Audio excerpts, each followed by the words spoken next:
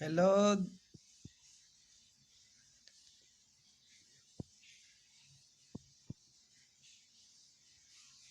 Good morning. आज हम देखेंगे संख्या पद्धति नंबर सिस्टम के कुछ नियम।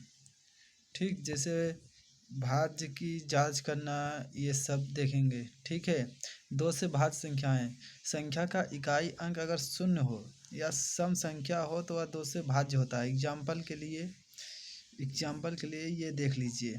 ठीक, ये इकाई अंक इसका सम संख्या है, अतः यह दो से भाज्य है।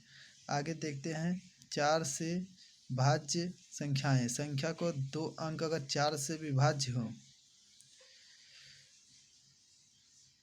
तो वह चार से दाईं ओर के मतलब दो अंक चार से विभाज्य होते हैं, तो वह सम मतलब चार से भाज्य संख्याएं कहलाती हैं। उसके बाद आगे देखेंगे।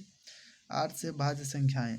संख्या के दाईं ओर से तीन अंक से विभाज्य हो।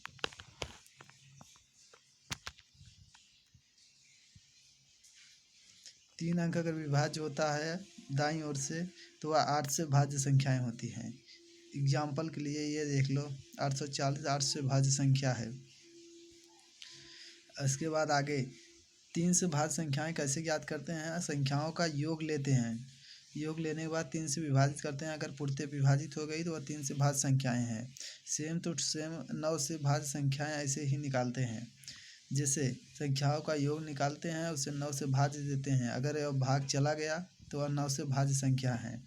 अगर पाँच से भाज्य संख्या निकालना हो कि पाँच से विभाज्य कौन कौन सी संख्याएं हैं, तो इकाई का अंक शून्य हो पहचानने के लिए, इकाई का अंक शून्य हो या वह पाँच से विभाजित हो। ठीक, आगे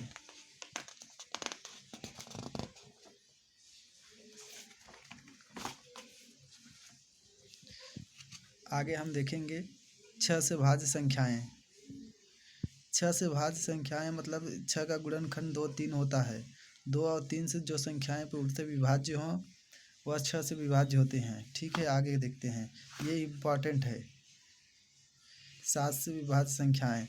सात से विभाज्य संख्याओं के लिए हम देखते हैं एग्जाम्पल के लिए, जैसे 756। 756 लेते हैं। 756 का जो इकाई अंक है उसको दुगना कर देते हैं। ठीक, उसको दुगना करेंगे। दुगना करने के बाद शेष संख्या में से घटाएंगे, जो आएगा उससे सात से विभाजित करेंगे। अगर विभाजित हो जाता है तो वह संख्या सात से विभाज्य है। नोट में देख लेना। अंतिम संख्या में दो से गुणा करते हैं, उसके बाद शेष में से अंतिम उतना निकाल देते हैं। उसके बाद जो आता है उसमें सात से भाग देते हैं। उसके बाद जब वह पूरी तरह से कट जाता है तो वह सात से विभाज्य होता है। 10 से भाज्य संख्याएं निकालने के लिए अगर इकाई का